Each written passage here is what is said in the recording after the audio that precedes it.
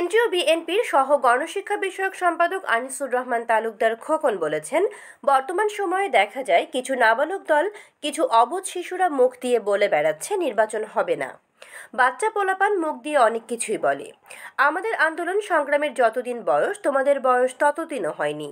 মঙ্গলবার বিকেলে মাদারীপুর জেলা স্বেচ্ছাসেবক দলের আয়োজনে দলের ৪৫তম প্রতিষ্ঠাবার্ষিকী উপলক্ষে র্যালি শেষে সদর থানার সামনে সংক্ষিপ্ত আলোচনা সভায় প্রধান অতিথির বক্তব্যে তিনি একথা বলেন।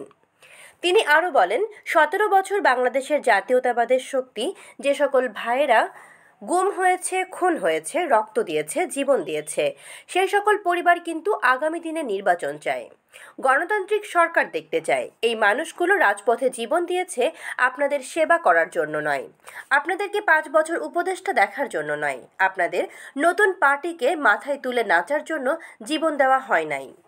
এদেশের মানুষের রক্ত দিয়ে যে নতুন স্বাধীনতা এনেছে, সেই স্বাধীনতার স্বাদ ভোগ করতে হলে একটি সঠিক সুন্দর নির্বাচন দিতে হবে বাংলাদেশের মাটিতেই।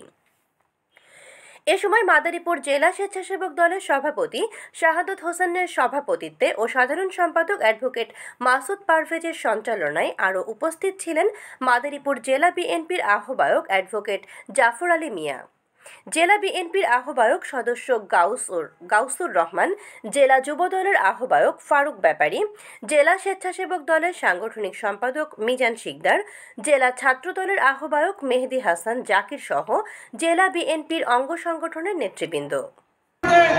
বাংলাদেশে নির্বাচন অনুষ্ঠিত হবে, সেই নির্বাচনের ডাক যখন এসেছে, বাংলাদেশে ধানের শীষের আওয়াজ উঠে গেছে।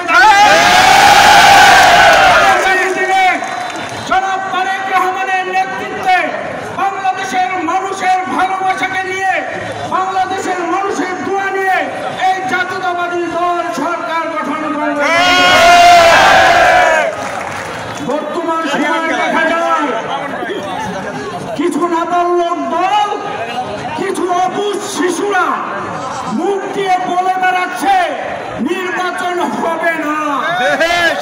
আমার বাচ্চা পোলাপান অনেক কিছু বলে বন্ধুরা। আমাদের আন্দোলন সংগ্রামের যতদিন বয়স, তোমাদের ততদিন বয়সও কিন্তু হয় না। বাংলাদেশের মাটিতে কথা বললে বুঝে শুনে বলবো।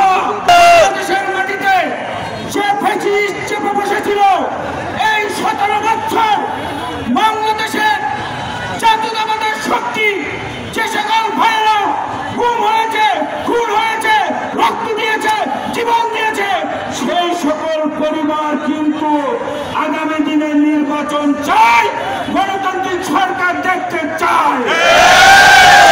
এই মানুষগুলো কিন্তু রাজপথে জীবন দিয়েছে আপনাদেরকে সেবা করার জন্য না, আপনাদেরকে ৫ বছর উপদেষ্টা দেখার জন্য না, আপনাদের নতুন পার্টিকে মাথায় তুলে নাচার জন্য জীবন দেওয়া হয় না।